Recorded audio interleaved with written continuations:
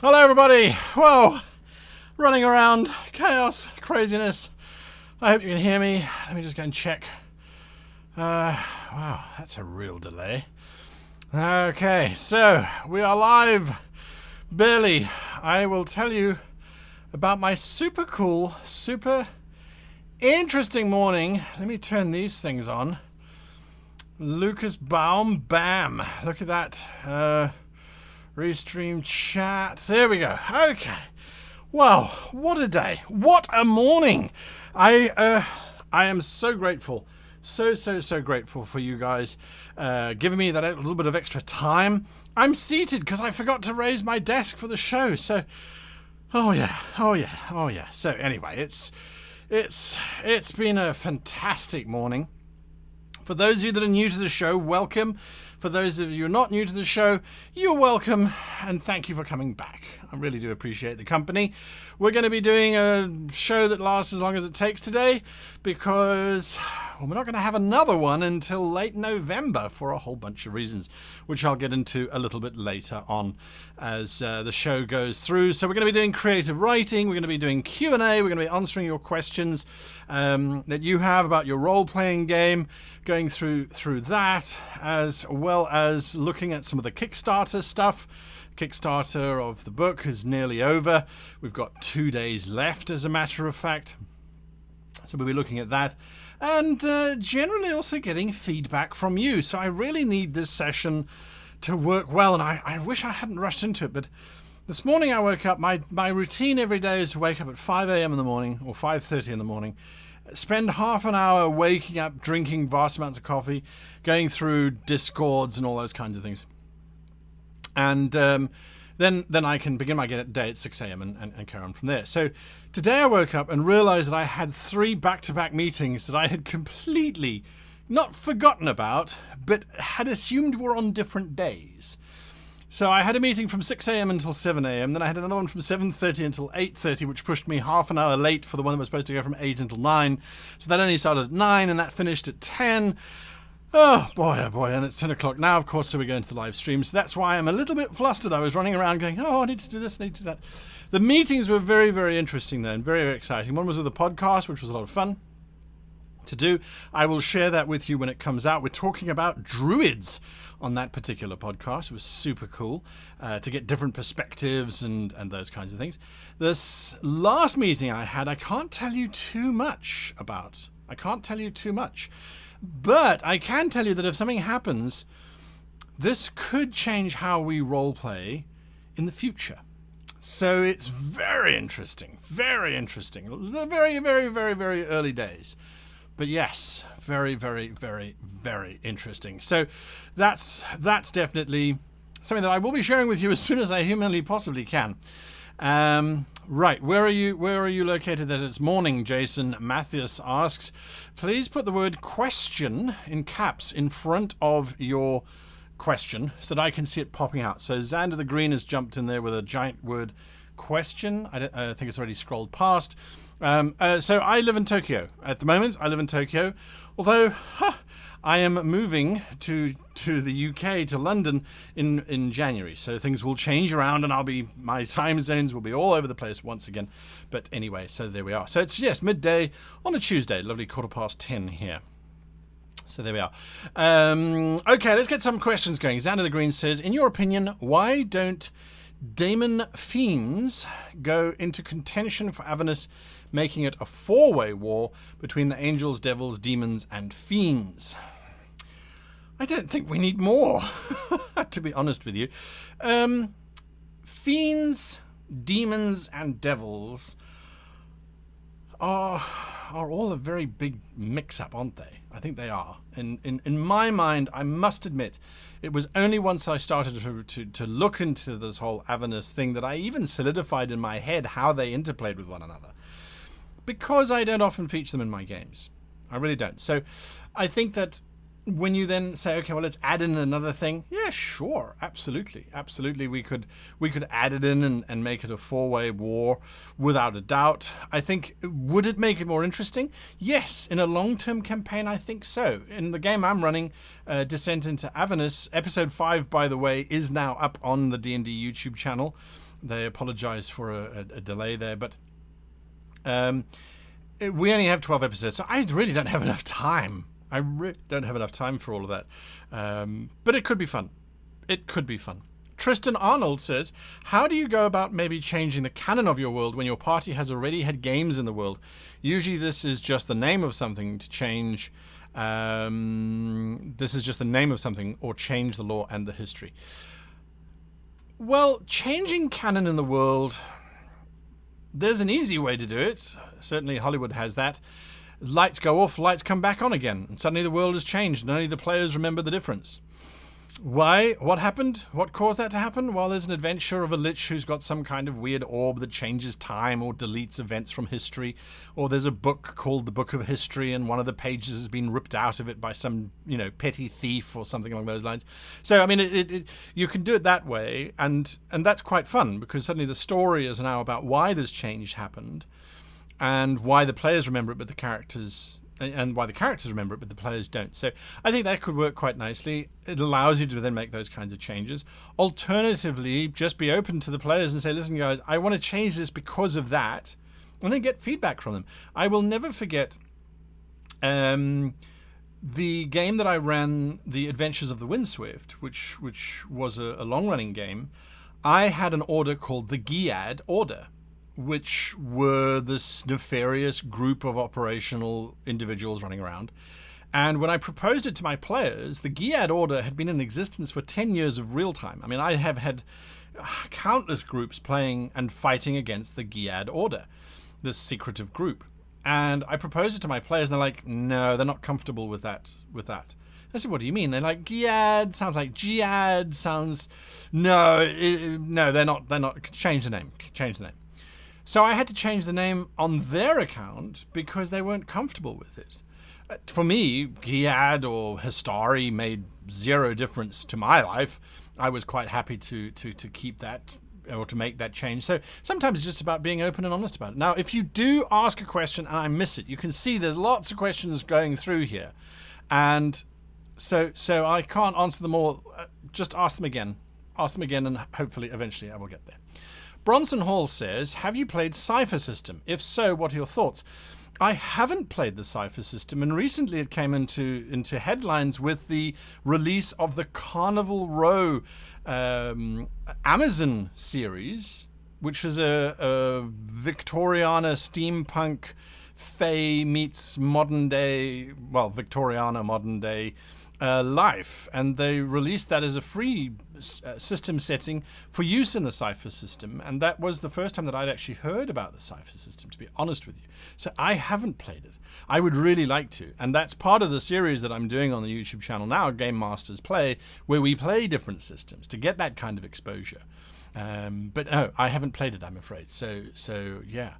Bearded Gamer says, do you run any games in Tokyo or strictly online? I only asked because I'm looking for groups and was wondering how they are found.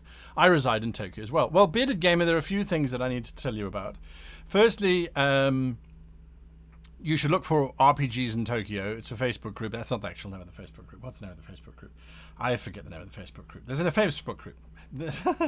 That's useful. Not. Titans Craft Beer. Titans Craft Beer. Now, it is that's what you need to look for. Titans Craft Beer. Titans Craft Beer is an establishment that is in sort of Western Tokyo, or Northwestern Tokyo, and they do role-playing every Saturday. I think it's every Saturday, one Saturday a month.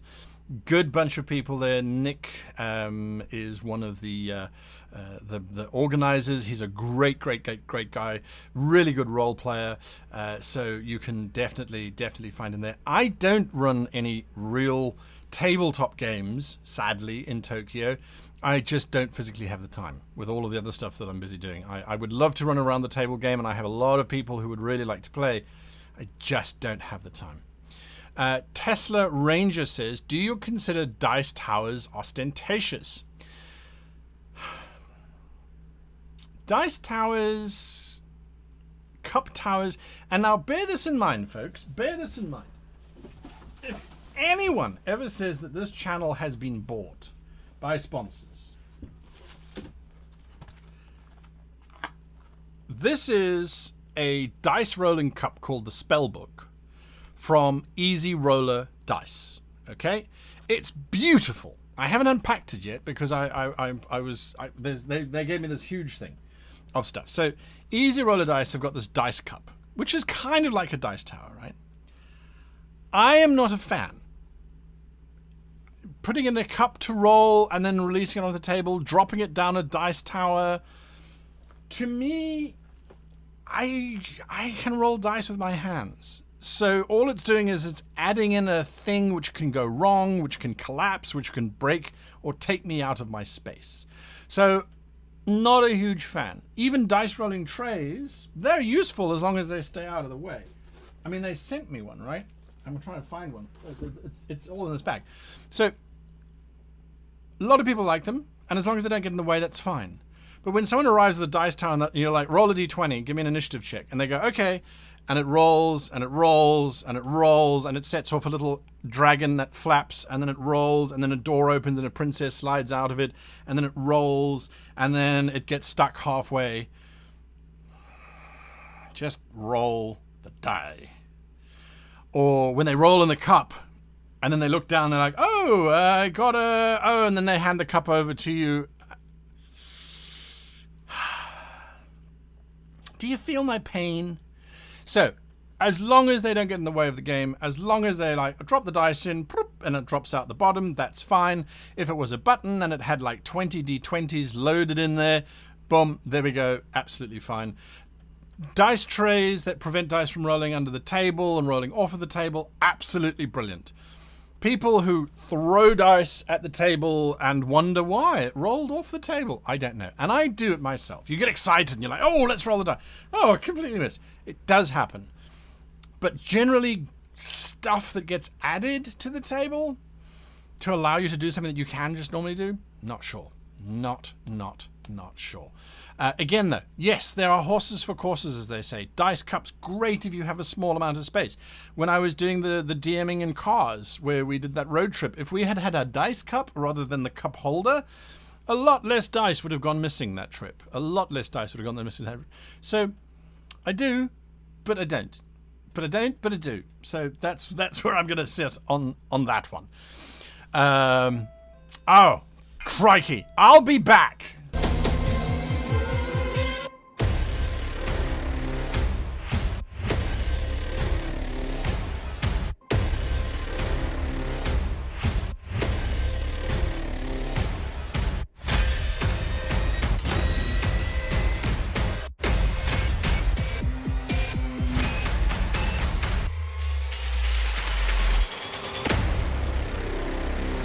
Okay, I'm back. I'm sorry about that. Completely.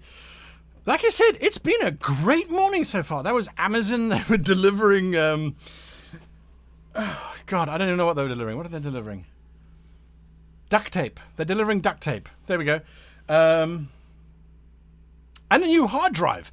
I know, it sounds very boring, right? But it's a new hard drive because the hard drive that we use for the channel, it's a 3 terabyte drive. It's full. So all the videos take up 3 terabytes and all the various bits and pieces. Anyway, so that's just arrived. So I apologize for running off and saying that. And did I legitimately just say crikey? Yes, I did, Kurt Wagner. Yes, I did, crikey. Because I have tried to train myself not to use more colorful language whilst streaming. Cameron F says, how much wood would a woodchuck chuck if a woodchuck could chuck Norris? Oh, no, not could Chuck Norris, was Chuck Norris. Yes, why would Chuck Norris be chucking wood? The wood would be throwing itself out of the way. So, yes, there we go. Bearded Gamer, you got that. You know the door chime of the Japanese intercom system. It's kind of the same everywhere.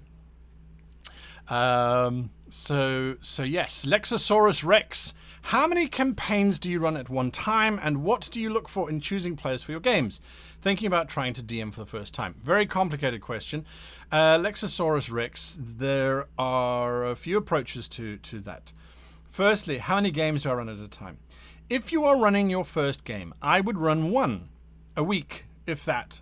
Maybe once every 2 weeks or once every month. There's a lot of pressure that goes on to you as a DM that you're not necessarily aware of because you haven't DM'd yet. DM once, see what you like. I did get to the point where I was DMing 3 games and playing in 2. That was crazy.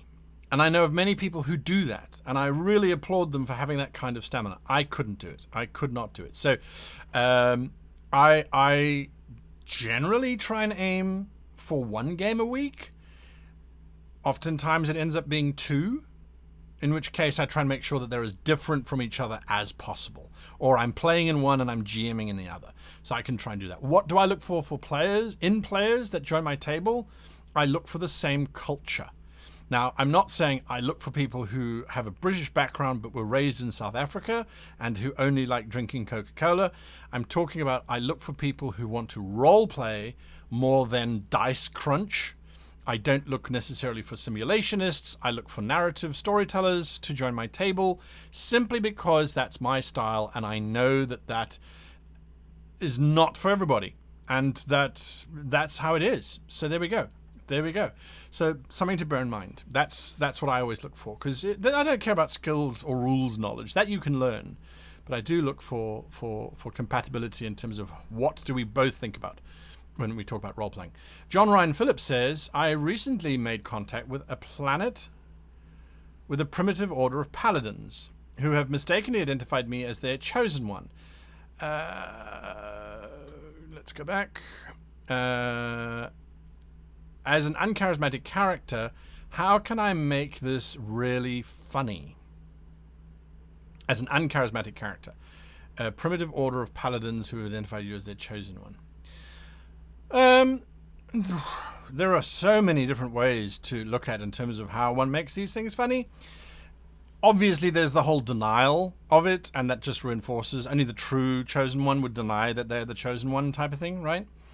The other one would be to get them to completely challenge their beliefs. Give me a second here. So, no, what you've been doing is all wrong. It's preparation for something else, and you should actually all start talking like chickens. So saith I. You can kind of take it in that way. Why would you want to make it funny, though? What is the intention of the individual who is running your game in terms of getting those paladins to believe that you're the chosen one? I would also look to try and understand that. So bear that in mind. Bear that in mind. Ballistic Fish says, what do you think of a campaign which takes place in all time periods at once? Kind of chaotic eldritch situation involved. Well, I ran Broken Worlds, which I would love to get back to at some point because that was a lot of fun. Broken Worlds was basically the idea that the fantasy world had been shattered into multiple dimensions, and each dimension was a different iteration, and they were all happening at once. That was a lot of fun. Your biggest challenge, I think, is always about making sure that the player characters have enough information that the players don't get disenchanted, don't get bogged down with there's so much information that they can't keep track. Player characters can be confused as all hell, but the players need to have an inkling of what's going on. Otherwise, the players are going, well, I don't know what's going on. I don't care about this game anymore. So bear that in mind. PD says, what is the best way to get your players invested in backstory and developing a story for their characters rather than just making a character with stats? This is a good question, PD. It comes up a lot of the time. I would suggest that you ask them 8 questions about their backstory. And if they say, I don't have a backstory, it's like, no, that's fine. I'm just going to ask you 8 questions. And if you can answer those questions, I'm satisfied, and maybe you'll know your character a bit more.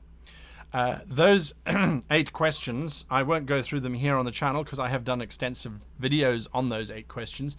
If you go to Great GM, what am I thinking? GreatGameMaster.com, www.greatgamemaster.com. You will find links to the videos. Look for creating awesome character backstories. 8 questions to create awesome character backstories, and you will find that. You will find that there. I was going to ask. So there's a question from PD. J. Rodriguez says, do you like to have players do challenges such as poker, game of chance as a game, or a die roll? It's an interesting one that you've just asked that right now, Jay Rodriguez, where I had to come up with a game that would be played on deck, on a ship. And I use dice because when you're role-playing, dice are what are easily at hand. If the player has a skill and they're like, oh, I'm going to use my sleight of hand, or I'm going to use my gambling proficiency, or I'm going to use whatever your system has, I will allow them to roll that, and then I will allow the success on that to let them have some in-game insight. But if the game is, say, dice, and they roll the dice, and they've cheated, and let's say they have to get a 7, and they roll a 5, I will say, because you cheated, you can replace one of those die with a number of your choice. And so they'll replace it with a 2, so they get a 7, right? So I will use their skills, the system that's within the RPG, to let them manipulate the outcome, but I still get them to go through it. So if it's cards, it's like, okay, give me an insight, or give me a this, or give me a that. So yeah, there we go. I see Dead Aussie Gamer's joined us. Nice to have you on the show, Dead Aussie Gamer. So say hi. He's one of the blokes that plays in my online games. We have a lot of fun. Very good friend of mine. Hoigwai says, have you played Champions? Do you play superhero games? Champions. I have played so many. I haven't played Champions. I have played Mutants and Masterminds. Sorry, there's something in the throat. I have played Mutants and Masterminds. Again, any superhero role-playing space that you are in, there is always developmental challenge. How does the character grow and become more than, and not just become a one-trick pony? And yes, there are often mechanics to allow for the character to grow slightly. But yeah, it can be a challenge, especially to come up with different stories and things.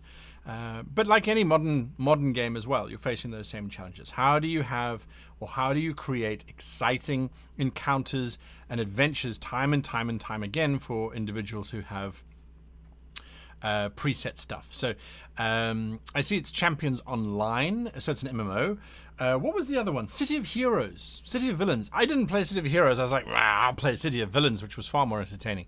So I played that for a little bit, but MMOs have got to be quite special to keep me coming back to them. And nowadays, of course, sadly, there isn't any time. So there we are.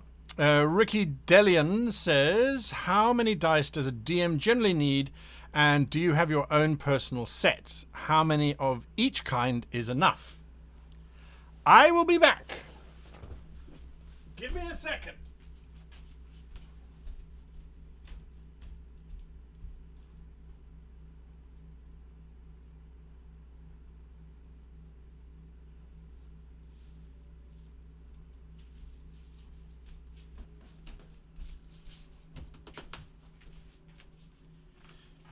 How many dice are required?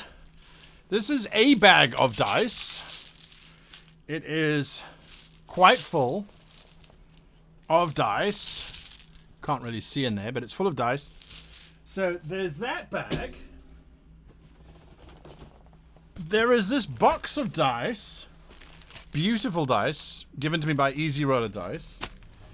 And then there's some more boxes of dice over there. There's a bag of dice just on my table. And then I know I've got a couple bags of dice in my various bags that I go traveling with.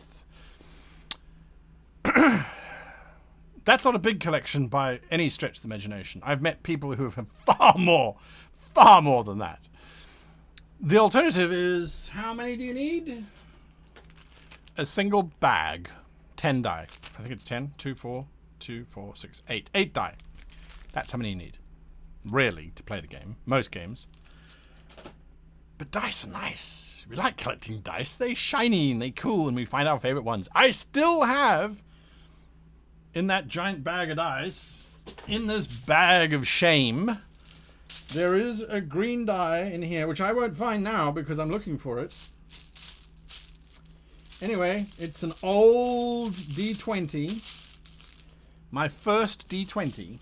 It hated me, has hated me, and continues to hate me for no reason other than it just doesn't like me. So, yeah, dice. Where's the skull? Oh, yeah. Oh, no, the skull's been packed. I had a skull that's got dice in it as well. And that's been packed away. So, yeah, triggered by dice. Dice. We need dice. The ad, I didn't forget it, but it's on loop, so it's going to play you the same ad again, and I don't want to do that. I really don't want to do that to you guys. So it's like, no. And the ad was actually a misstep. there's something that's happened recently. OBS has updated itself. Great, but it's broken Stream Deck. So, which is what I use to control the shows. Yeah, a whole different thing. Let's go back to questions. Quick one. Is anyone here from the Kickstarter, with Kickstarter questions specifically? I did want to do a demonstration of what we're going to be doing in the Kickstarter cards, but there we go. All right, so back to questions. White Tiger 225 says, transferring my world, which has guns in it, from Pathfinder to D&D 5th edition. Any advice? Dungeons and Dragons does have rules for firearms. They are there. Pathfinder had, was it the Gunslinger? Or was that, no, I think that was Pathfinder. I'm trying to remember now. I had a character who played it in my one campaign. I think we were playing Pathfinder. So difficult to tell. Pathfinder and 3.5. I forget now. Anyway, yeah. So blank. Yeah, you can transfer across guns and things. Guns generally, however, are a great leveling field, and we saw it in Europe. We saw it here in Japan as well. Firearms killed the samurai. Firearms killed the armored knight. It's just what they do. Firearms will kill a mage. So, yeah, it's a much more complicated situation, I think, when you look at it from that perspective. So much dust floating around. My throat is going mad. Okay. Considering a soul coin contains, well, a soul, could it be installed into an undead like Pierre and effectively create an awakened undead with a soul from the coin inhabiting the body? Grizzles is asking a question related to the Descent into Avernus campaign. Soul coins are this idea, quite literally, of soul coins containing the soul of a being that can be used as energy. So yes, I think with the right ritual, I think it certainly would be feasible. Of course, Pierre was forgotten about, and the tree, the cactus that opened up the tunnel for them to go through, was not told to stay open for the undead. So the tree, the cactus closed the tunnel. I actually mention you hear a crunching sound as the tunnel collapsed, and that was Pierre being very quietly interred into the earth. Suden asks, with your writing hat on, do you have any tips on how to deconstruct the writing of, for example, Patrick Rothfuss, Mervyn Peake, with a view to writing fiction in the style of author X? This can be a stepping stone to finding personal voice.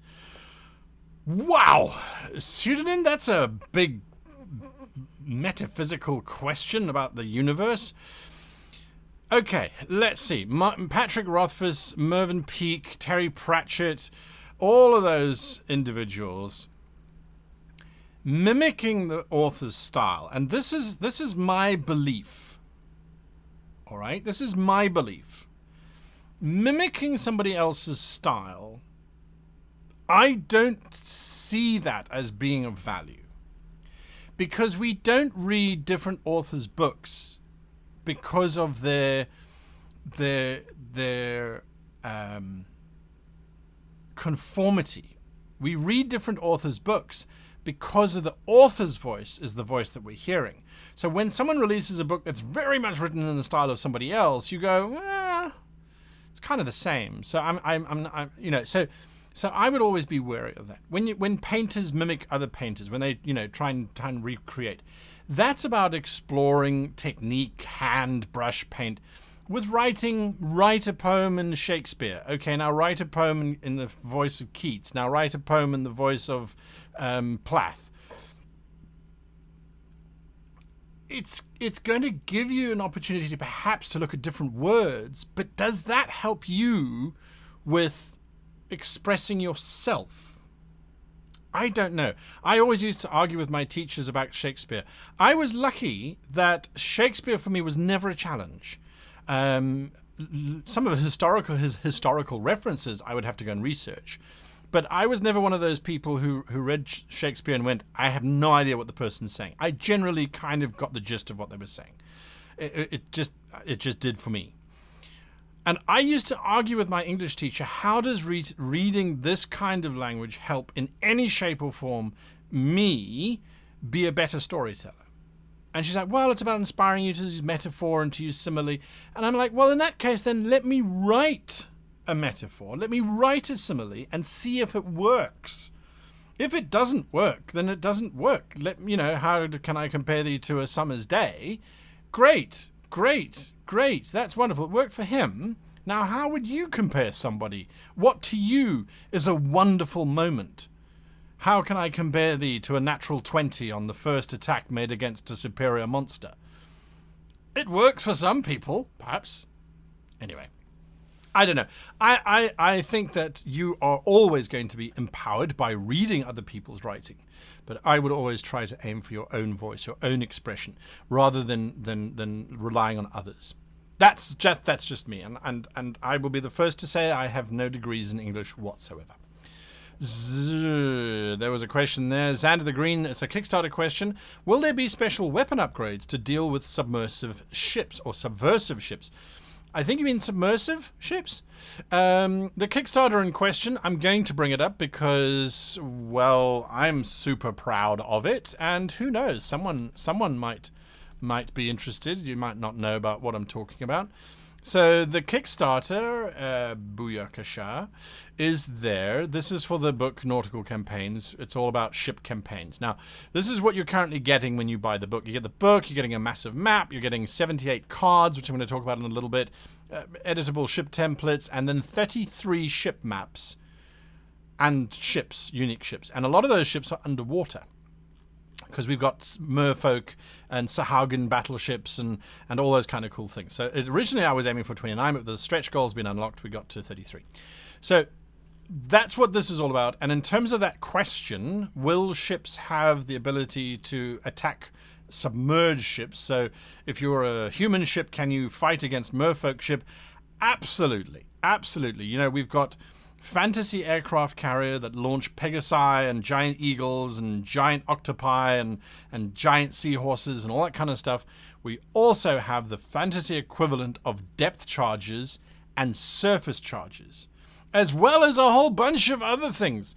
We had to design a way in which the aquatic ships, the submerged ships, could attack surface ships but do something different other than just blowing holes in them. Because it's like, well, what then is the real difference? So we wanted it to be unique. We wanted it to be an experience so that it felt when you are fighting an aquatic ship, oh my goodness, we have to completely rethink out of the box in terms of how we run this game and how we run this encounter. So yes, there are normal items, there are magical items, there are just ship enhancements. They're just quite literally ship enhancements that allow you to change your ship up so that you can fight aquatic ships. We've even got anti-aquatic chains that drag underneath the ship and that create a difficult area and for aquatic things. So if you've got the Sharkan, the shark people attacking your ship from underneath, they're these chains that you release out, and it makes the entire area difficult terrain, and they've got to make dexterity checks so they get cut up and turned into chum, basically, for other sharks to come and attack. Anyway, it's a lot of fun. So yes, definitely there.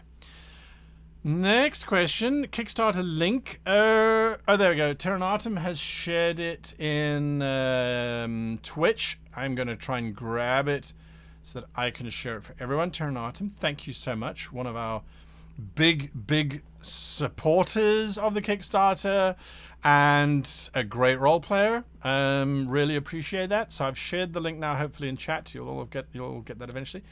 Back to questions. Ricky Delian again says, how do you handle players coming in and out of sessions? Every mid-session I'm running Curse of Strahd, and it's very hard to get a day to get all players together.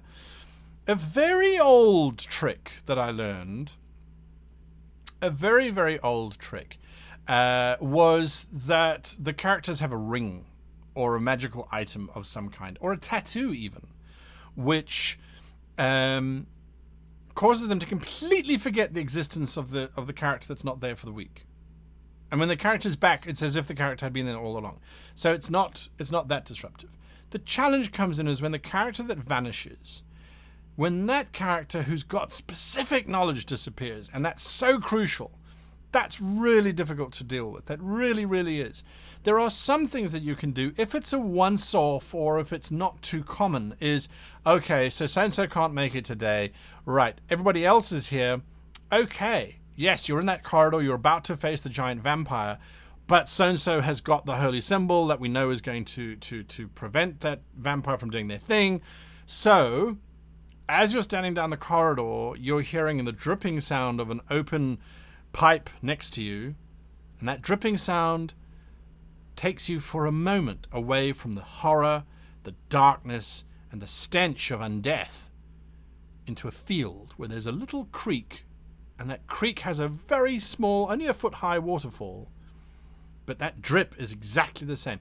And now your session is role-playing through the characters as children in their past, remembering an incident where they found a skull in the field, and the skull came alive and they had to defeat the skeleton with sticks or something. So, yeah, you can do that.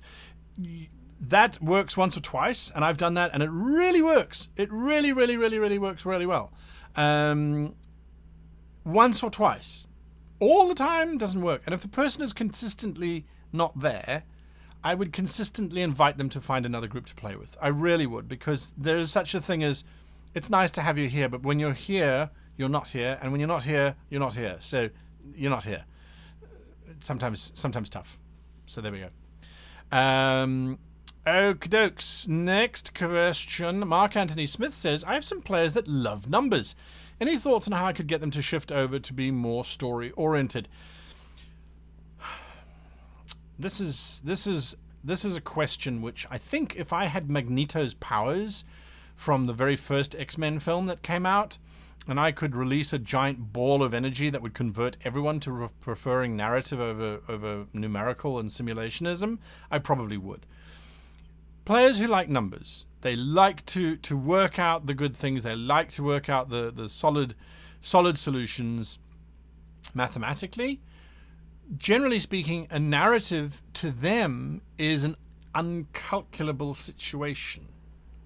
So there's very little interest. Just as to me, as someone who is I really don't care about the numbers. I do not care. You would be very hard-pressed to get me excited about numbers. So I have to look at it from the reverse. Someone who likes numbers would be very hard-pressed to like it.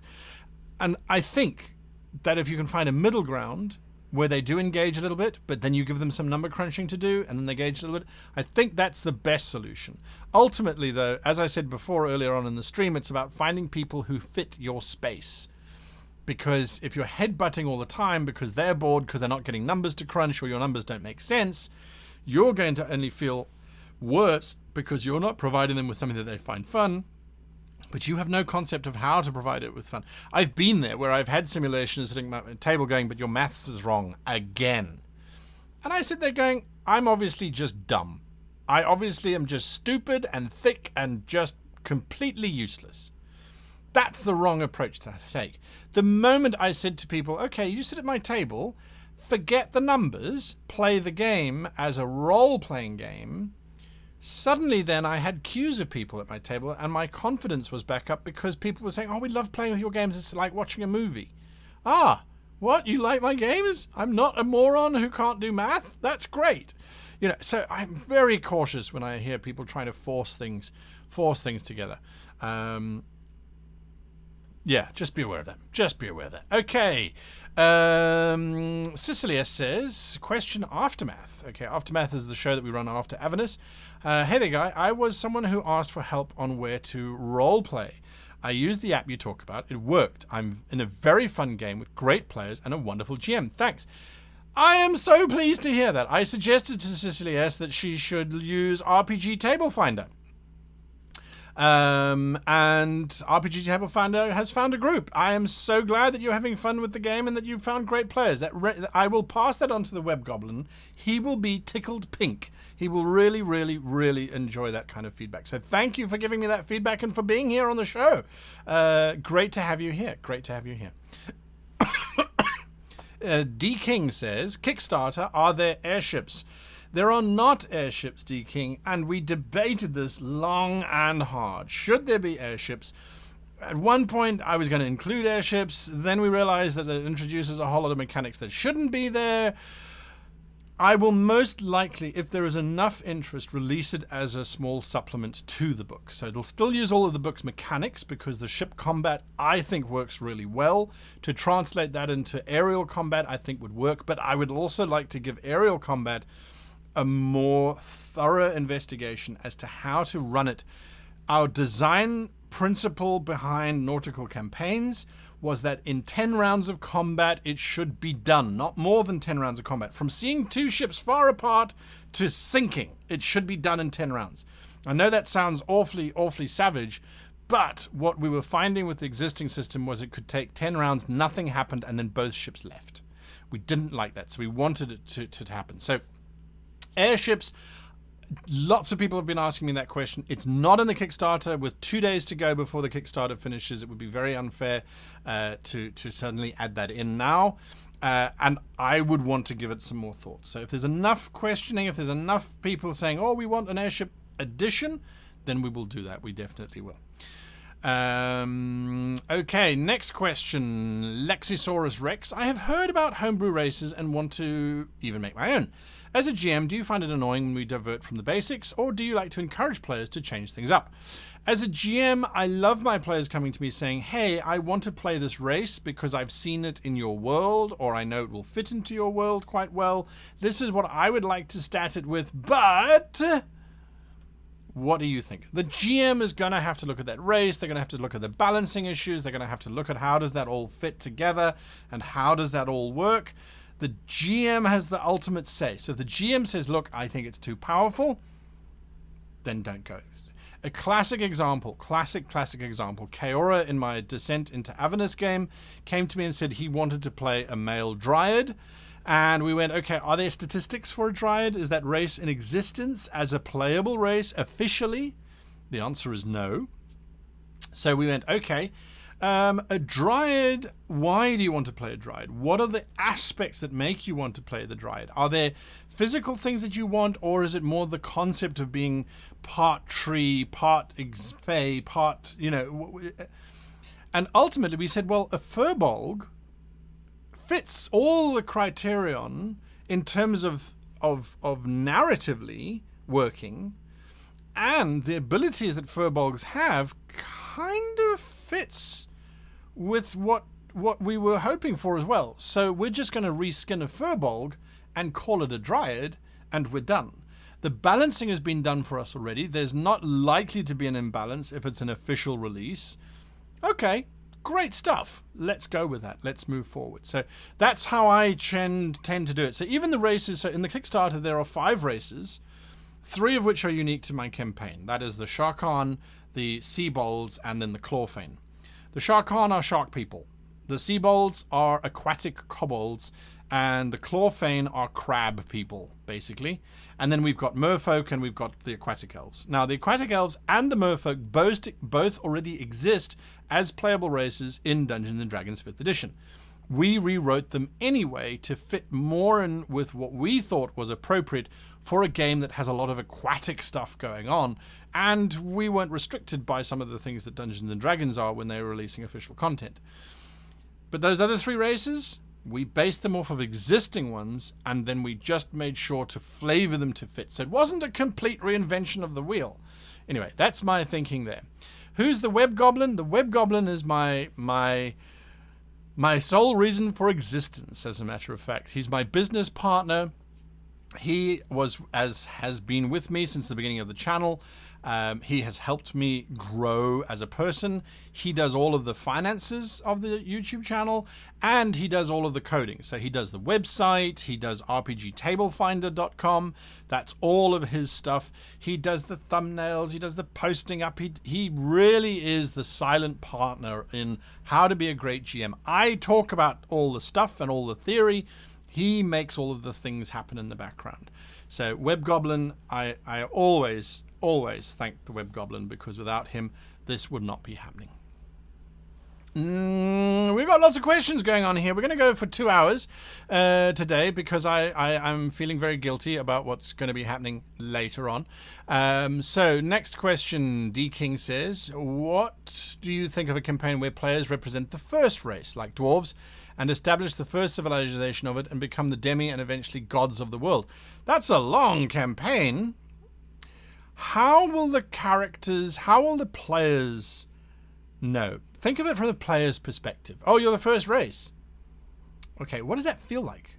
What does that allow them to do or not do, depending on the game? So, what is going to make it feel like they're the first race? That's what I want to know. What is going to make them feel like they're the first race?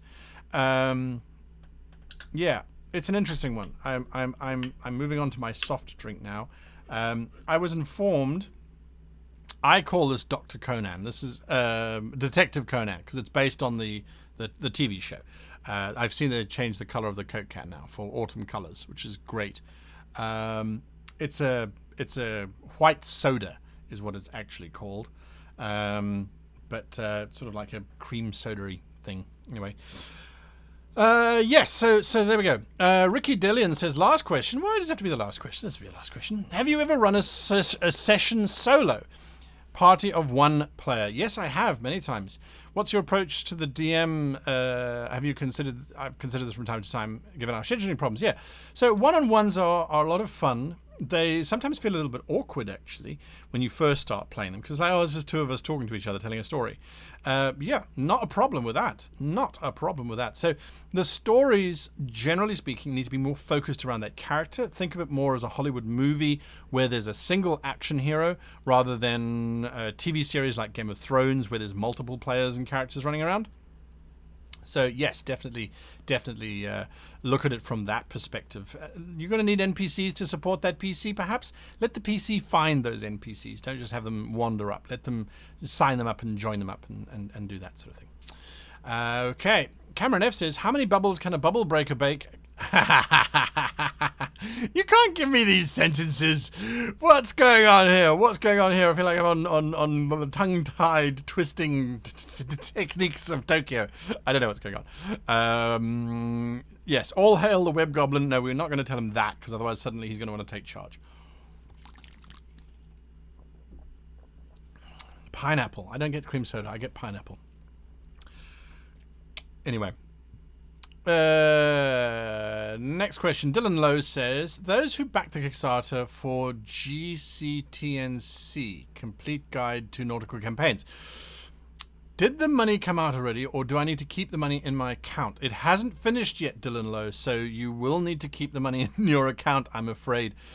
From what I understand, that will start to take place from the 31st, or from midnight on the 31st of October.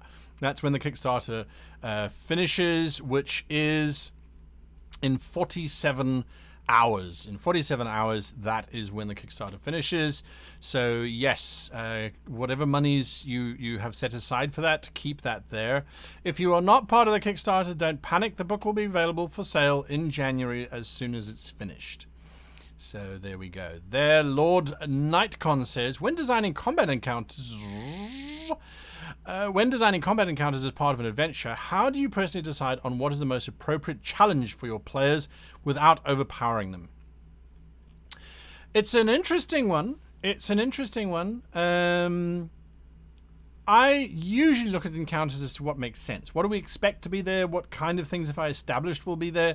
So if my players jump onto a ship and start attacking people on the ship, what do they expect to be there? Well, a pirate captain, a first mate, a surgeon, a ship's mage, those kinds of things, plus crewmen.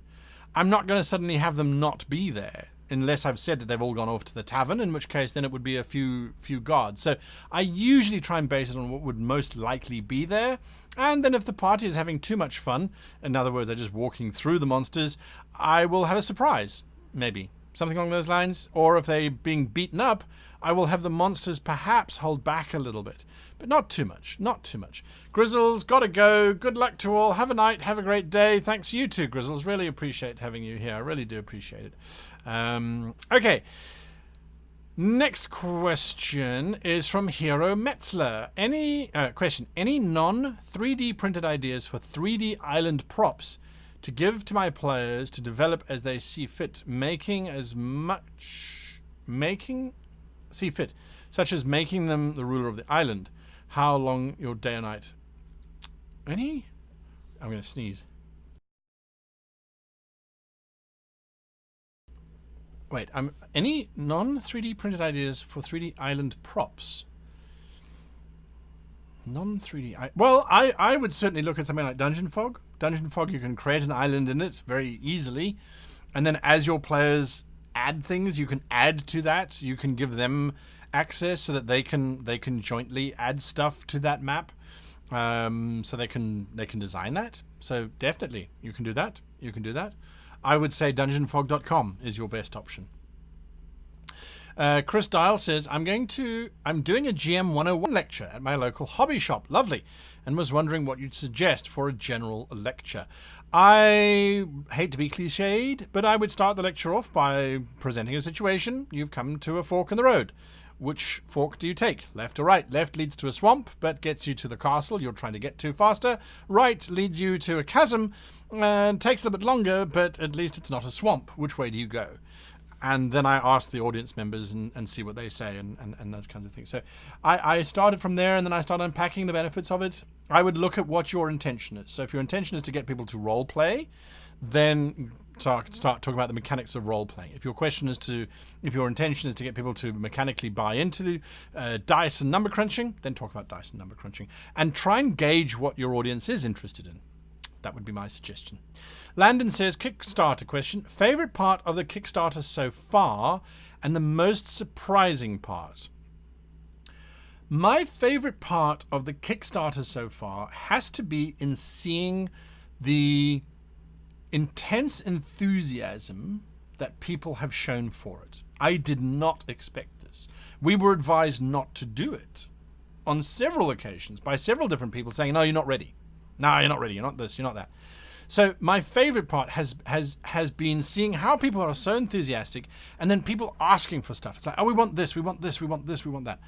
And trying to understand what it is that people want. Anybody who's part of my channel will know, my Patreons, my Discord, all of those, I ask weekly, hey, what do you guys want? What do you see? What do you want? What do you want? What do you want? What do you want?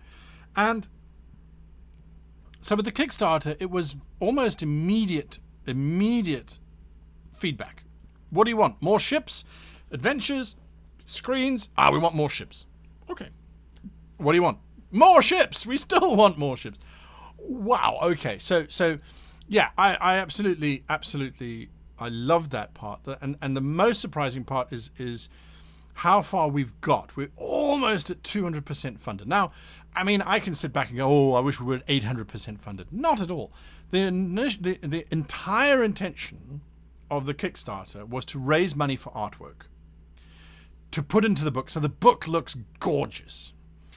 And so to be able to work with artists like Simon, who is doing the artwork for the ships, and with the other artists, Timothy, that's now come on board, he's going to be doing 3 pieces for us. That's such a joy. To be able to say, all right, what is your rate? Okay, your rate is, I don't know, random number, $600 for an image.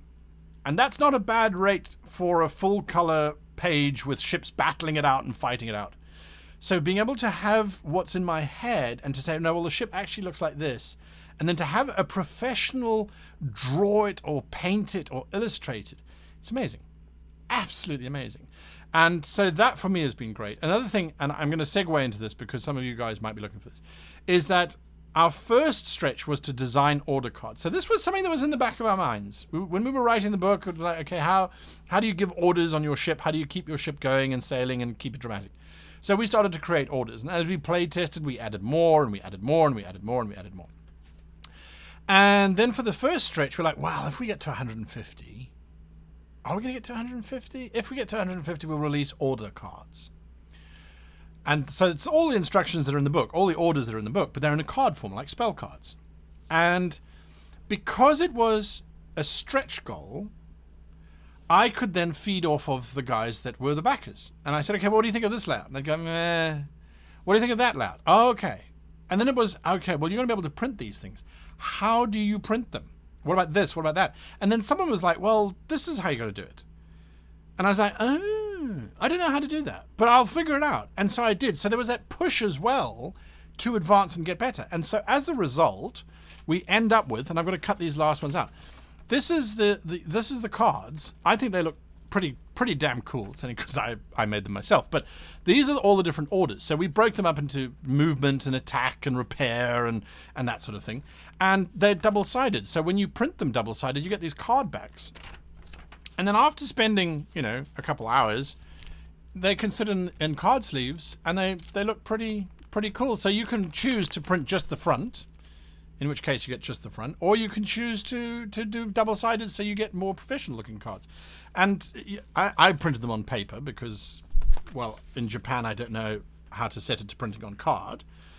And so we were just, we were busy playing around with stuff. So that's been really, really exciting. I must admit, that's been really, really exciting. So there we go. And I mean, we've got 48 hours left, and it's been amazing. Absolutely mind-blowing, actually. Okay, D King, follow-up question, and it's gone. Let's go back. Follow-up question. This is from D King. I meant first members of the race, and they would be encountering the other first members of the other races, and diplomacy and rivalry, setting up a world for more campaign. Okay, well, that's great too. There, I would just look at Star Trek. Star Trek is all about first contact. What was it like the moment the first dwarf met the first elf? Dwarves are perhaps huggy people. Are dwarves huggy? Are they handshakers? Are they beard tanglers? Beard twister? I don't know. So you've got, that's so cool. I think that's so cool that you've got this opportunity to explore that. And I really would explore that. And Star Trek is all about that. All about the weird eccentricities. Elves sort of standoffish. And so I think that could be a lot of fun. I would really explore those differences, and then to see how it works, and to get the players to having this first contact and they completely bungle it, and then giving them an opportunity to redeem themselves. I think that could work. Cynical says, so my players want to play a campaign where they try to rule the world as opposed to saving it. Any obvious traps to avoid or guidelines to follow? It shouldn't be easy. There should be opposition, obviously, for them to get there. And I don't think that you need to I don't think you should let them know that there's a chance that they will succeed. Have major pushback. The other nations should send emissaries. There should be pressure. There should be a lot of bounty hunters sent after them to take them out. Other heroes should show up and try and stop them from doing that. So yeah, I would definitely look at those kinds of things. Keep that goal a lofty goal, and almost let it happen by accident. Make them struggle and fight to get there. And once they get there, only one can rule. The rest have to be subservient. So let that be a thing as well, I think. Absol's Story of Fiction says, Can I wrap my ships with skeletons, freeze it over for protection, and cast electricity all around the metal armor? Can I wrap my ship in skeletons? You can design and run a skeleton ship that's made out of skeletons. Freeze it over for more protection. Yes, you can. That is an option too if you have the Ghosts of Saltmarsh expansion. We didn't repeat anything that was in the Ghosts of Saltmarsh expansion by Wizards of the Coast. So that is something that they did in terms of a frozen hull. Cast electricity all around the metal armor. No, that one you can't do, I don't think. So there's a lot of options, but there are not that many options, I think. Right, Xander the Green says, Kickstarter question. After the Kickstarter is over, will you probably try to do what the animated spellbook did with spell cards and animate the order cards? Animated spellbook is the animation YouTube show. We could, possibly. I'm not sure that would be of huge interest to a lot of people. Maybe, if there's enough of an interest, we could do that. We could certainly do that. The cards, I think, are pretty self-explanatory. So I'm just looking here, for example, Ward, which is an order that the ship's mage can give. The ship's mage is a role on board the ship. The ship's mage makes an Arcana check, DC 14, to impose disadvantage on the next spell attack made against the ship or crew. I think it's pretty straightforward. So I don't know. We'll see. If there is enough, then sure. Maybe we'll do that when we release the airship book. Ha ha ha! Oh dear. Arvind Sundar says, "How do you prepare for these videos? What's your process?" You mean these live streams? Maybe you missed the beginning of this one. There was zero prep.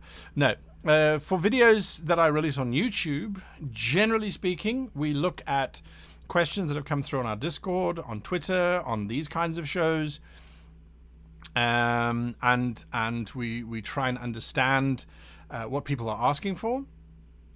We also will sit down and go, okay, well, this week this happened in my game. It's worth talking about, so let's talk about it. And there are many times where we release material and people go, nah, not interested. You go, okay. So there we go. So that's generally how we do it. We take as much information as we can from those that are around us. So if you're on our Discord, we actually have a channel called Ask Video Suggestions, where you can drop in video suggestions. I go there and certainly look at that. I'll be talking a little bit about that in a moment. But that's generally how we work. I'm going to go until 11:15, and then we're going to talk about some other bits and bobs. Angus Boys says, I ran a session in my campaign trying to explore a character's backstory. Afterwards, all my players said they didn't enjoy exploring backstory. Should I just ignore their backstories? Well, if they didn't enjoy it, I have to say, don't bother going back there, to be honest with you, if they didn't enjoy it.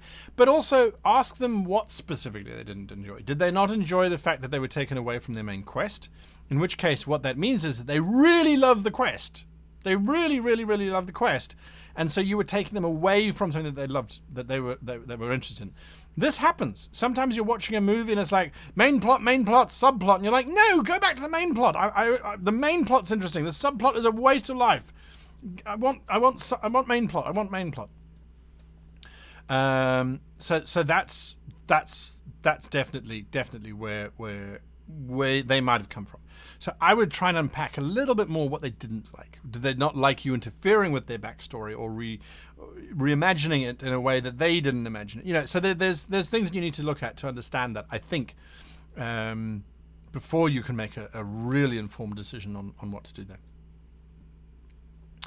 Right, Victor Rivas says, rule of thumb when involving gods interacting with the players or influencing the story. I have a house rule. If the characters are not religious or they do pray from time to time, they can roll a percentile die if they pray to the gods. Oh, gods, I hope you help me in my time of need. If they roll 1%, the god will intercede, provided that the god that they have asked to intercede is actually responsible for what they've asked for. So if they pray to the god of, say, magic to help them cross a chasm, the god of magic might help them cross a chasm. If they pray to the god of love to help them cross a chasm, that has nothing to do with love as far as I can see it. You'd have to impress upon me a huge amount that the god of love would have anything to do with crossing a chasm. If they summon the god and the god has nothing to do with it, the god simply causes them to cease existing completely. If they're a cleric or a paladin, I usually increase it to 5% because they're involved religiously, so there should be a better chance of them getting there. So that was that. Hero Metzler, 3 minutes. Hero Metzler says, not sure if you will see this, but I wanted to apologize for my question. Wait, what? Oh, I see. Oh, I'm fine. Thank you, Hero Metzler. I am fine. A little bit frazzled. I've got so much to do. There's so much going to be happening. I'm going to be talking about that in 3 minutes. But yes, lots of cool stuff. Landon, you're the one who posts up all the numbers. The numbers have been so scary, Landon. They really have. And you know what? I think a lot of people don't realize, I certainly didn't realize this when starting the Kickstarter, was Landon has been posting up these breakdowns of the Kickstarter. Oh, we've got this much, and this is how much we're making per day, and that sort of thing. Trying to get to the next stretch goal and the like. We've been doing the same thing behind the scenes, keeping track, and I will happily, openly share this information with you. We set the Kickstarter at, I think it was around $18,000, because that's what we thought we needed. Well, yes, in actual cash, that is what we needed to pay for the stuff. We did not factor in, and by we I mean I, because the Web Goblin wasn't involved in this. I kind of did this sneakily around the back, and then kind of said, "Hey, I've got everything ready for a Kickstarter. Can we do it?" And he said, "All right, fine, let's do it." I did not factor into this entire equation shipping costs, nor did I factor into the equation tax, because it's taxable. So what we discovered was that only when we got to about 160% of funding were we actually covering our costs. And there was a long period, the week after the Kickstarter launched, where the Web Goblin was giving me the numbers back, and he's saying, we're actually short $3,000, $2,800. So a lot of people don't realize that. And you go, wow, you raised $20,000 on Kickstarter. Yes, we won't see any of that at all. It all goes to the publishers and the printers and the artists. And don't get me wrong, we started this to pay for the artists, so that at no point did we have to say to the artists, well, can you do it for half your usual rate? We didn't want to do that. We wanted to pay them. So it's very interesting to see these things from that perspective. Absol Story of Fiction says, how to board a ship of mimics if the ship is a mimic too. Absol, I'm not saying anything around that, except that that's a very good question. Rala Turaroth says, this is the last question for now, so hold your questions, please.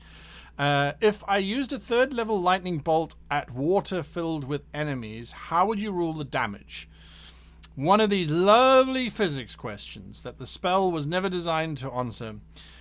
I would say that if everybody is standing in the same puddle of water, and the puddle of water is no greater than the maximum in terms of size, is no greater than the maximum distance that the lightning bolt can travel, then everything in that water would suffer damage equally, simply because they are in that water.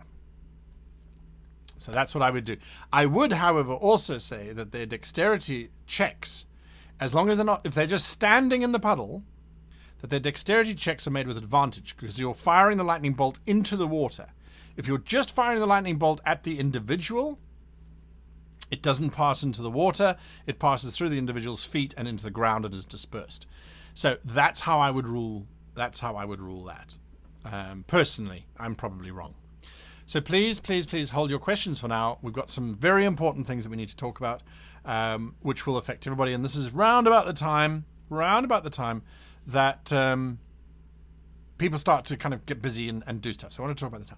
So first and foremost, I am flying back to South Africa next week. Terrifying. I'm looking at this schedule.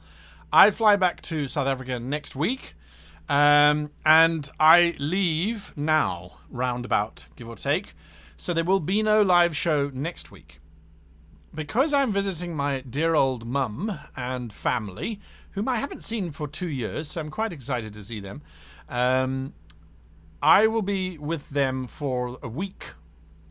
My mother lives in a part of South Africa that does not have internet and has very limited cell phone reception, to the point that you actually have to walk out the house and walk up a little bit of an incline to get a little bit higher to get 1 or 2 bars on your cell phone. So that means there will be no show on the 12th of November either, because no reception. I am then flying back from South Africa. I leave on Monday. But because of the curiosity of time zones and life, I only arrive on the Tuesday evening, which is your Monday evening, generally speaking. Oh, my Tuesday evening is your Monday morning. Oh God, I don't know what it is. Anyway, I'm not here. So 5/12/19 no show. All right, 5, 12, 19 November, no live show. So it is what it is, sadly. There's not much I can do about that. Everything else will continue to play out as normal. I've got GM videos and campaign creative videos for you. So there we go. So that's what's going to be happening. Now, one of the many reasons why I'm flying back to South Africa, it's one of those things where you're like, I'm there for 14 days. I don't have enough time because I've got so much to do. One of the things that we're doing whilst we're there is that I am meeting with the Web Goblin, and we are discussing what the channel is going to be doing for next year. That means we are going to be asking for input from you folk in terms of, should we carry on doing what we're doing? Should we be looking at what should we be looking at? What should we be doing? And we're going to ask for input from you guys. So hopefully some of you have seen the channel recently, and you will have seen Game Masters Play, which was where we got together a bunch of Game Masters and we've been unpacking the Adventures in Middle-earth. So you've seen 3 out of the 4 videos. Is that something that you guys would like to see moving forward? Is that something that you think adds to the value of the channel? Is it something that's of value to you or not? So I'm going to do a whole poll about this, and you guys will be able to vote on it and all that kind of stuff. So I'm just letting you know. So we're asking that kind of question. We're asking questions about RPG Table Finder. What can we do better? I mean, already we've got some wonderful feedback here. So we're going to be looking at all of that kind of stuff. We've got some very interesting things coming up, which we hope are going to improve the game, not detract from it. And yeah, so that's where our mindset is. And of course, completing out the Kickstarter. I was very aware that the Kickstarter finished 5 days before or 4 days before I leave Tokyo, which does make me a little bit nervous. But I don't think there should be any reason for concern. It will roll through. We'll get our emails hopefully and take it from there. So we're going to be looking at that. Is it about not doing so many reviews, but it's more doing online play? Where is the mindset? So all of these kind of questions running through our heads. The Web Goblin's getting married. That's another reason why I'm going there to be his master of ceremonies. I have to admit, I am rather nervous about this wedding. I don't know any of the Web Goblin's friends or family. I just know him as a role player and as a business partner. And yes, so speaking to a crowd of people I have no news about, and I don't know anything about them. They're not role players. I'm going, okay, interesting one. Not sure I'm going to talk about. So, yes. And then I figured out, I think that's his plan. It's like, wait, why did he get me to be his MC? And I'm like, I get it. Ask the fat man to do the speeches that introduce the courses of food. He's not going to talk for long. He's going to be the shortest, briefest little video, a little voice. Hello, welcome to the wedding. Wasn't it great? Thanks to the bridesmaids. Thanks to the grooms. Let's eat. I was like, that's why he's chosen it. I couldn't work it out. Now I think I figured it out. It's like, yeah, let's get this thing rolling. Because the Web Goblin is not a dilly-dally kind of person. He really isn't. So there we are. Yeah, so we've got lots going on. We're gonna be looking at that. I see some suggestions coming through. Yes, it is a long trip. Oh my goodness, it's a long trip. I hate it. I fly from Tokyo to Hong Kong. No, I tell a lie. I fly from Tokyo. Hong Kong would be my preference. I fly from Tokyo to Dubai, which is in the Middle East, where there is the most amazing steak. Amazing steak. I can say this now, having had steak on 4 continents.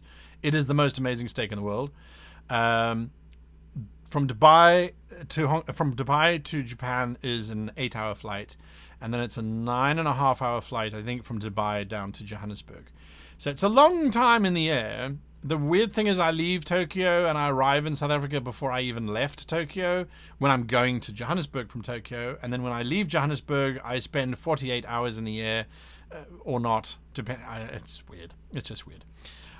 So make it as long as possible. No, you see, D King, although that would be mean, he is right. I'm not going to delay on getting to that food, because if it's a traditional South African wedding, that means the food is basically meat of some wonderful kind, and then vegetables to make your plate a different color other than meat color. So yeah, yeah. There are a lot of routes that one can take. One can go from here to Hong Kong, and then from Hong Kong down to South Africa. I would rather slit my wrists. It's a 14-hour flight from Hong Kong to Johannesburg. I hate. Don't do it. Don't do it.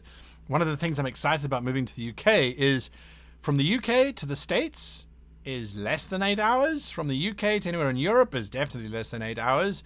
Those are the two areas that most of the role-playing stuff happens in. I'll be super happy to go there. So there we are. Now, that's kind of what's on my plate, for the next few weeks. GM's Play, I like the discussion of the other games, but don't need to watch the playthrough. Just notes from the playthrough. That's an interesting comment, Artem, and definitely when we look at the numbers, because that's all that we've got to go on, right? Is how many people have watched the episode or have watched the show. When we look at the numbers are definitely down. But on the other hand, when we look at the comments from people who watched the episodes, like, oh, I really enjoyed watching this because I got to see how it played through and that sort of thing. So, yeah, I mean, there are some significant things. Some good feedback, I think. So, yeah, it's definitely that the meetings that we're going to be having, I think, are very, very serious meetings. Definitely another book is coming out. Now, I saw that there was a question about Colville's book, Strongholds, and then his newer one, which is now doing amazingly, wonderfully well for him, which is the Kingdoms one, which is great. Good for him. I mean, it's fantastic. It's absolutely fantastic. And I saw Strongholds.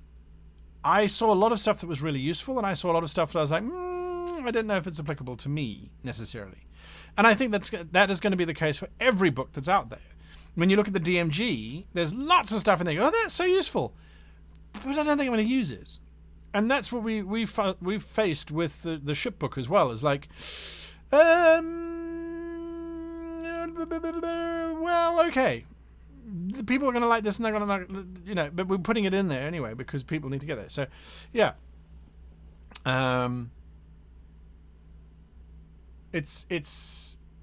It's always a challenge, and I think when I looked at Matthew Colville's book, it's beautiful. It really is beautiful. The artwork is stunning. It's really, really cool. So yeah, it's great. It's great. And I didn't order it. This is one of the things. This is one of the biggest negatives that the Kickstarter actually launched. That we found was that people were saying, "Oh, but you haven't done any Kickstarters. You haven't actually backed any Kickstarters." And it was like, well, I don't back them because I promote them usually, and usually I get a copy of the product to promote it, so I don't back it. Or I live in Africa, so to back a $20 book costs me $80 because of $60 of shipping and insurance. So, yeah. Anyway, it's an interesting one. Anyway, I can see we're starting to lose people, as I predicted would happen, but I felt that we needed to discuss this. Let's go back to questions. Let's get back there. If you want us to do creative writing, let me know. Let me know by saying, yes, creative writing, or, yeah, let's just do questions. Let's do questions for today. Let's carry on with questions. You let me know whilst I drink some of this white soda,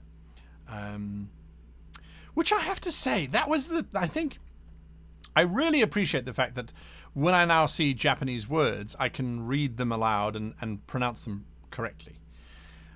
But at the same time, learning enough Japanese where you go, wait, that just means 8 bread or white soda. There's a certain mystery that gets taken away from the name, and you're like, oh, that sounds so romantic. No, it actually just means 3 dogs. Saninu is 3 dog. Oh, okay, well, there we go. So anyway, but that's one of the joys as well. Is that so?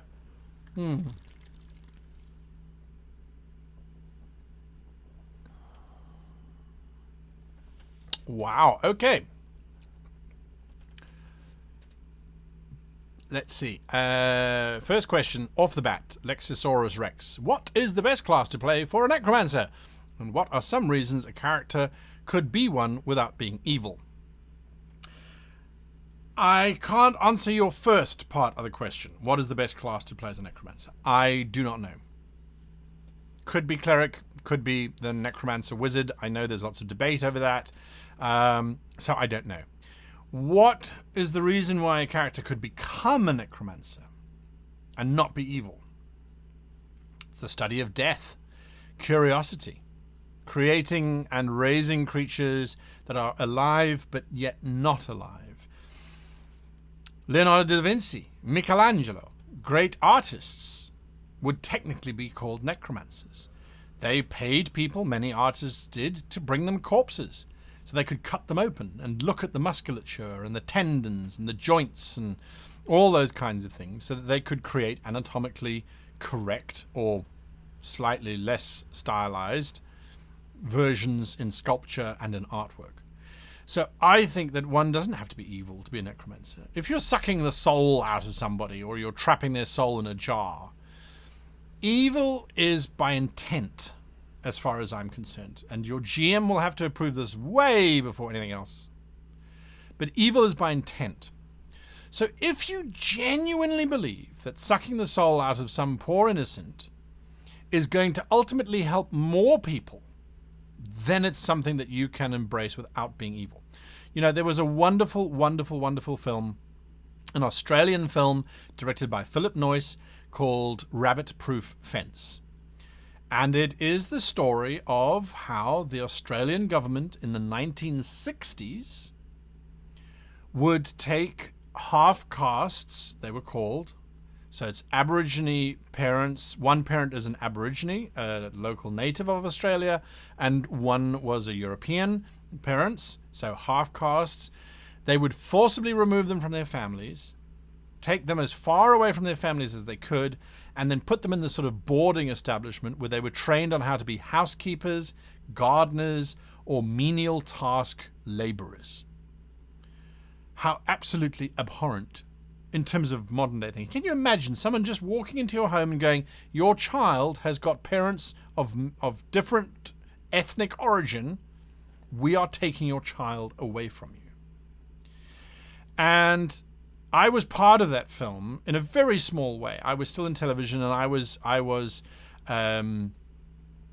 tasked with I was re-editing trailers for release in South Africa, and I was working with the South African television stations to give them footage to talk about in their shows. And so in a very small way, I was part of the show, of the film. So I got to see a lot of behind the scenes stuff and talk to some of the producers and the like. And Kenneth Branagh plays the Australian who was responsible for removing these children from their families. And in the film, he is not an evil man. He is not a human being who comes across as being anything other than somebody who genuinely felt that what they were doing was in the best interest of the children. That by separating them from their families, they were giving them a better future. So his portrayal in the film is of someone who just doesn't get it, who is frustrated by the fact that these children, went against his orders. So I look at it from that perspective. He did not believe he was evil, and as far as he was concerned, his government had empowered him to do so. So he wasn't evil, as far as he was concerned. As a player, do you get to sit back and morally judge the character and say, well, this character doesn't believe they're evil, but what they're doing is evil by today's standards? It's a tricky one. It really is a tricky one. And I see Dead Aussie Gamers, in there going, I disagree with you. That's his polite phrasing of how he would tell me it in real life. The road to hell is paved with good intentions. Yes, absolutely, absolutely. Intention doesn't factor into good or evil. Where does good and evil come from if it isn't our intention? That's a question. And when you say, a lion ripping the throat out of a young buck, is that evil? Is it good? Is it just doing what it does to sell out? That's a whole different kettle of fish in terms of where does good, evil, neutral lawful, chaotic fit into this role-playing space. And a lot of that is being washed out to a large degree. So a necromancer who is desecrating the bones of the dead, well, isn't that what archaeologists and anthropologists and paleoanthropologists do? They go and dig up the bones of the dead. Tutankhamun is lying on display for thousands of people to wander past and gawk and look at. Is that evil? No, because he died a long time ago. Well, how long is it long? 100 years ago? Can we go and dig up the Victorian skeletons to see and look at the effects of polio? I don't know. It's a big one. Let's move on to something less contentious. So MD Ramon says, what do you think about using battle maps with shaded fog of war areas for exploration in online RPG platforms? Absolutely. I use it all the time when I'm running Fantasy Grounds using dungeonfog.com's battle maps. How's that for integrating product placement? I only say it because it's true. I use the Fog of War all the time. I think it's really good. I like what's happening with technology where the Fog of War is becoming dynamic. So it disappears as the character tokens are moved around the map. I think that's really cool because having to manually remove it is tricky. The question is, can you do it at the table? And the only way that I have found so far where you can simulate Fog of War is quite literally in terms of you just don't draw the whole map. You only draw the map as the characters walk around it and follow along. So, yeah, that's definitely something that I approve of. I think it makes sense. The only time the characters are allowed to keep a map is if they've been drawing it themselves. That's something else to bear in mind as well. But gone are the days where characters spend long amounts of time exploring dungeons. I haven't done a dungeon run in a long time. And I must admit, I was in one the other day where I was getting frustrated. I'm like, okay, can we just get out of this building now? Because it's just going on and on and on and on and on forever. Cynical questions. Oh, wait, there was a vote for creative writing, and I think lots of people said yes. So we're going to do that just now. What are your thoughts on a token evil teammate player character? Someone who is morally bankrupt, but working with the party serves their interests. I've done a lot of videos on evil characters and people who play them. And I think as long as there is the correct intention, it can work. The real question is why? Why do you want an evil player or an evil character in the first place? What is the benefit? What about someone who's just morally corrupt because they themselves have only ever been raised that way? Someone who beats innocence because they themselves were beaten. They themselves were beaten. You can see I'm tired. I've had all these meetings. I've still got the podcast to record today. If you don't know what I'm talking about, the podcast Legendary Kingdoms Valley of the Bones. It's a cool role-playing system. I'm looking for the book. It's buried over there somewhere. Packing is always a tricky thing when you're packing up your house to move countries. Okay, so creative writing we're going to do in 4 minutes. PD says, I'm in the middle of a campaign I took over from my DM to see... Wait, what? I'm in the middle of a campaign. I look over to my DM and see that he or she may not be having the best of times when I use as a player. What can I use as a player to make it better for them? Peter, it's a great question that you asked that I completely destroyed by reading out aloud. Your DM is not having a fun time. Ask them, hey, I noticed that you didn't seem to be having a great time. What is it? If they go, no, it's nothing, then it might be something that you're doing. So then ask the rest of your players, hey, did you notice that the DM is not having fun? Is it something I'm doing? I always like to ask that question first. Ask it not of the group as you sit down around. So, DM, you're not having fun with us playing. Why? Don't do it that way. Text. Use a text messenger, whatever. Ask them individually. Try and understand if maybe you're misinterpreting the signals. I have often had players where I've looked at them going, oh my god, they hate this game. I'm going to finish it because they look so bored. And then afterwards in text or in chat, they go, that was amazing. I was so involved. I was emotionally a wreck. I couldn't think of what to do. It was wonderful. I can't wait to play again. And you go, boy, did I misread that scene. So try and avoid that. Try and understand where it comes from first.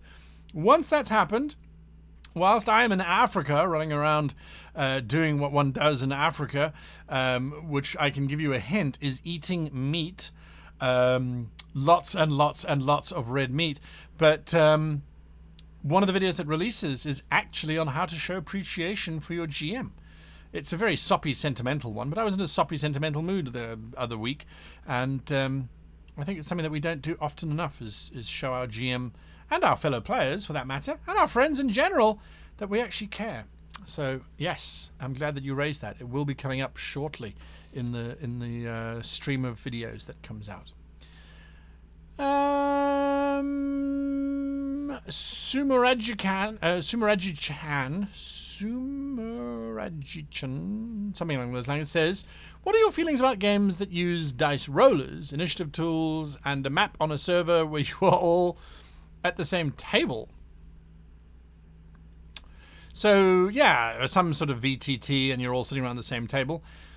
I don't have a problem with that necessarily, again, as long as it's not intrusive. For me, the bottom line is, does it make the game flow quickly and smoothly, or are you sitting there waiting and getting bored? That's all I'm interested in. Is when I play online, and I have players, and you go, oh, roll a d20 for me. And they're going, how do I find that? Where do I find that? That's the same as sitting around a table going, roll a d20 for me, and they're going, where do I find that? Which one do I find? So you're gonna get those factors happening in. But I think the bottom line is when it becomes a point of, okay, we're waiting for 10 minutes for you to do something because the technology has got in the way, that's bad. That's bad. When you're waiting 10 minutes because the player doesn't know what they're doing, that's a learning opportunity. First 3 times. After that, then it's a question of, is this really, really the right thing to do? And maybe let's sort that out. Let's look into that more than anything else. So there we go. The enemy of my enemy is my friend. No, just someone who's violent towards your enemy. And I love that statement. It's like, oh, the enemy of my enemy is my friend. Or are they just a nasty person and they're just enemies with everyone? So yes. Okay, next question. Sunflamer I haven't seen asking questions yet. And then we're going to go into creative writing. How do you build up the courage to start a campaign without feeling unprepared or not prepared enough? How do you know you have enough of the world built? You don't. You never do. You will never know that you have enough built, and you never will have enough built, because the moment you start your game, you've got as many players as you have sitting around your table, and they're going to ask you something that you don't know the answer to. So if you look at my campaign creation series, which has been running since January now, we're nearly towards the end of it. Since January. The first 6 weeks was, this is what you should prepare, and the rest you then just let it go. Let it go. Pull an Elza on the crowd and just let it go. Start playing in it and revel, gain joy from watching it change and adjust and alter and adding in things on the fly and then trying to figure out how they fit into your space without necessarily contradicting yourself, or with contradicting yourself and then going, why or how is the contradiction justified? We contradict ourselves as human beings all the time. Look at any major organization. There are contradictions in every strata of everything that we do as human beings, because there's always something that proves wrong. Oh, really? Did I say the order's name was this, and then this week I'm saying it's that? Little do you know, this person calls it that because that's what it used to be called 50 years ago. But then they went through a reformation, and now it's called that. You know, so those are, maybe that's just me who gets this sort of perverse delight. That enjoys having to try and solve those things.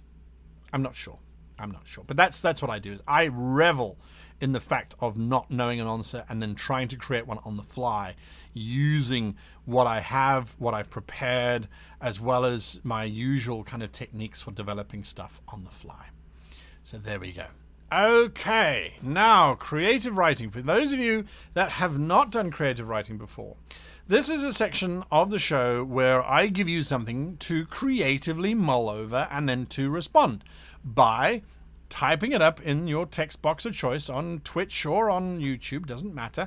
Comes through to me on this list behind me, and you throw in your response. There's no right and there's no wrong response. I will read out some of the responses that come through at random. I will just pick them and read them out. I won't have pre-read them. I will just read them as they are. And then we discuss whether or not it applied, fulfilled what was being looked at from a creative perspective, or maybe missed the mark and could be examined or explored further. So yes, let's kick it off with that and see where we go. The creative writing exercise that I put to you today, looking at what's been going on in chat, is and that's there's some stuff that's quite contentious. I'm not going to touch that, so we're not going to look at that. What I'm going to ask you to do today is something that sparked this whole thing that never had an intent. In your world, be it fantasy, science fiction, or a modern day setting, I want you to describe a problem that the community faces, a solution that they put in to solve that problem, and why the solution failed, causing a bigger problem. Okay? So I'll give you 2 examples, and then the rest is entirely up to you. The first example is the rabbit-proof fence. Rabbits were introduced into Australia and went ballistic in terms of reproduction. The natural predation systems weren't in place, and so they just started eating everything. So they built a giant fence to try and keep the rabbits out. It didn't work. It's the longest fence in the world, stretching from one side of Australia to the other. It just didn't work. So what happened was they ended up with this gigantic fence which had to be maintained. It wasn't, as well as not getting rid of the wait, what? The stream just froze on YouTube, but on Twitch it's still going. Go YouTube. Okay, let me go here. Stream. No, stream is frozen on YouTube, but not on Twitch. Wow. Something's going wrong.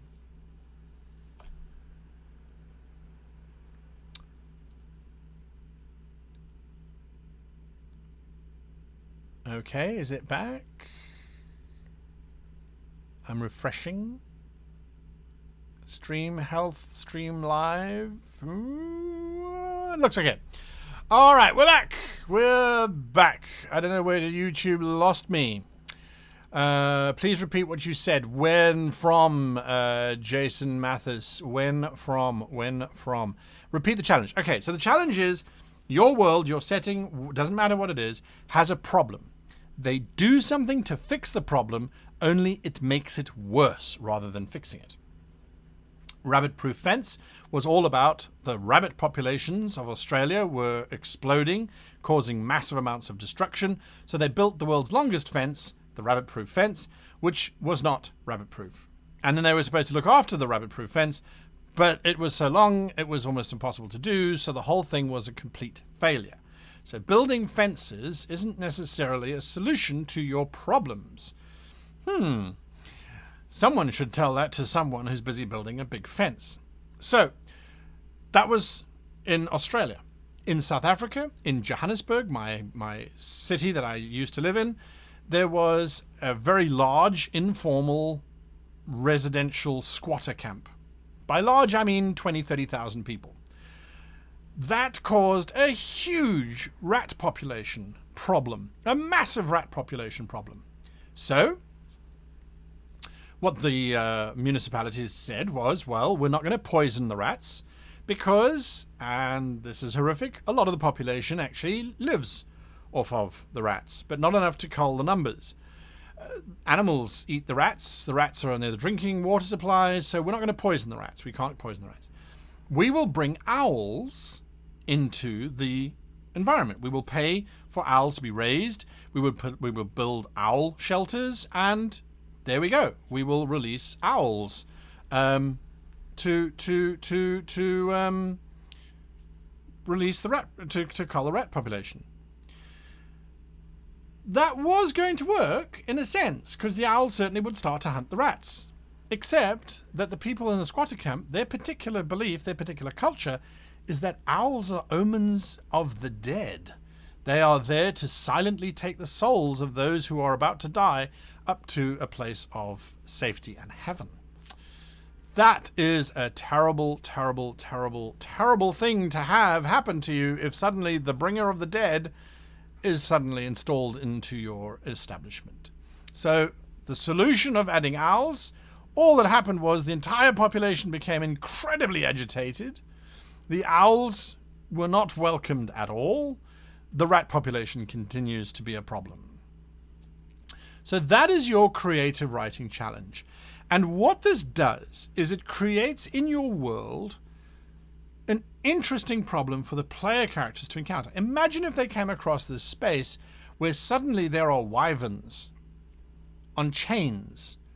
And the wyverns are there because they have to hunt minotaurs, because minotaurs are plaguing the countryside. It's an interesting one. So give us your worst, or give us a solution to a problem that didn't solve anything. And let's go it from there. So let's see what comes up. Let's see what comes up. Hopefully now everything is sorted. Kirk Wagner says, Time Lords have halted the feed. We can start rediscussing Dice Towers. Yes, absolutely, absolutely, absolutely. So I'll wait for those to come through.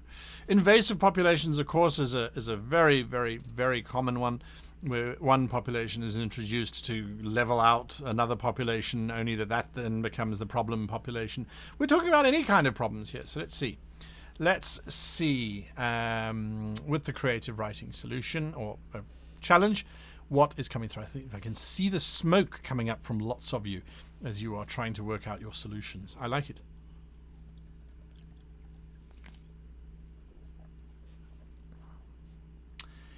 I like it. Either that or everyone's just left because I've been making some horrid shade statements.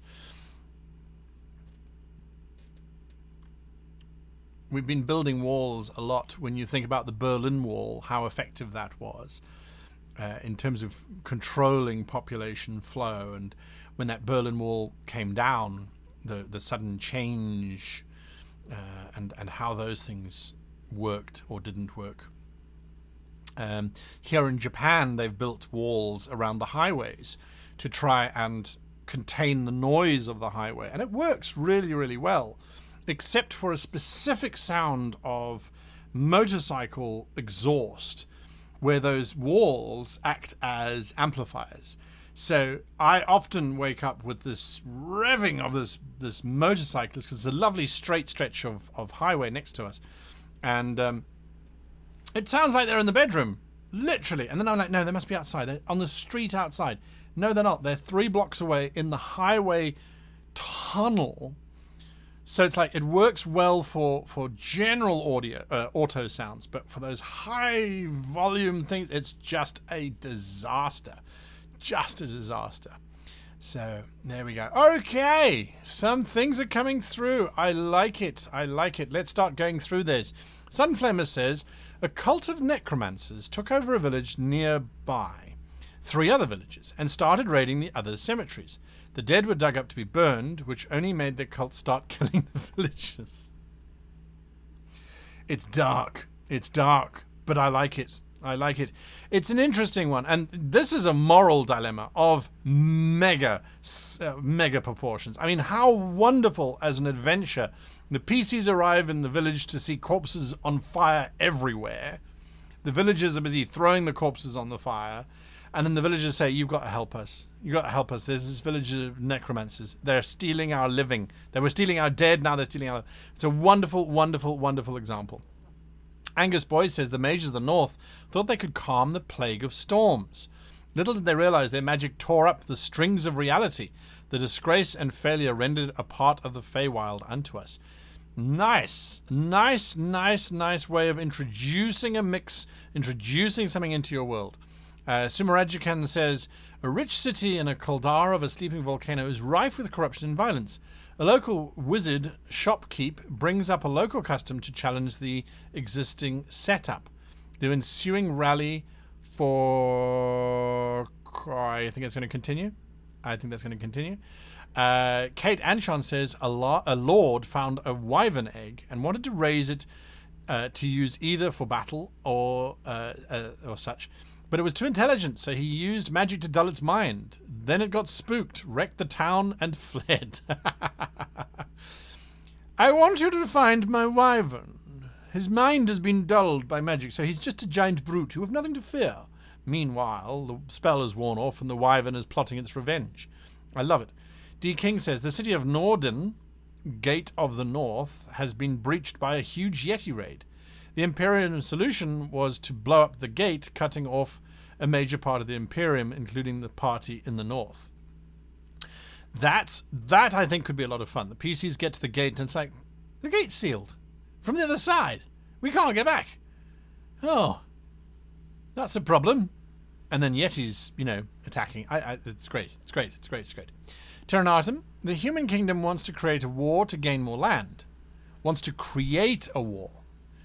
They get Northerns to supply them with a naval armada. In return, they would help the Northerns chase off the troglodytes so they can take over the diamond mines. And unfortunately, they chased the trogs into an elven-protected swamp, and the armada never got called. Half the trogs got away, and the elves beat down the humans trying to kill them off.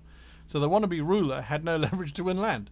It's great. It's lovely. And we see this happening all the time. In South Africa, for example, the apartheid government would have there were two major political factions within the African majority that were being suppressed by the apartheid government. These two factions were unfortunately at war with one another, and the apartheid government gave both of them weapons so that they would fight each other rather than uniting to fight against the apartheid government, until they realized that they could fight against the apartheid government, in which case they'd now been armed to now fight against the apartheid government. So again, wonderful example of the intention going completely in the opposite direction. That guy, the Empire of Visali, having grown tired of ogre raids, began to aggressively push them further north. As the ogres fled, they were rapidly replaced by goblins, the vermin having once been preyed upon. Yes, now the goblins are raiding. Love it. Xander the Green, drought made the land barren, and as a solution, the village has hunted down and chained dryads to try and invigorate and work the land. However, the forest is now untamed, creating more vicious beasts. It's great. Star Trek: The Next Generation, Episode 1, the pilot. The aliens were trapped and forced to do the bidding of the city. Similar kind of idea. I like it. I think that's really cool. Guys, we are running out of time here. I think that this has been a great example of a creative writing, not out of the box as usual, but putting to play something that we've been working on for the last year as we've been running these.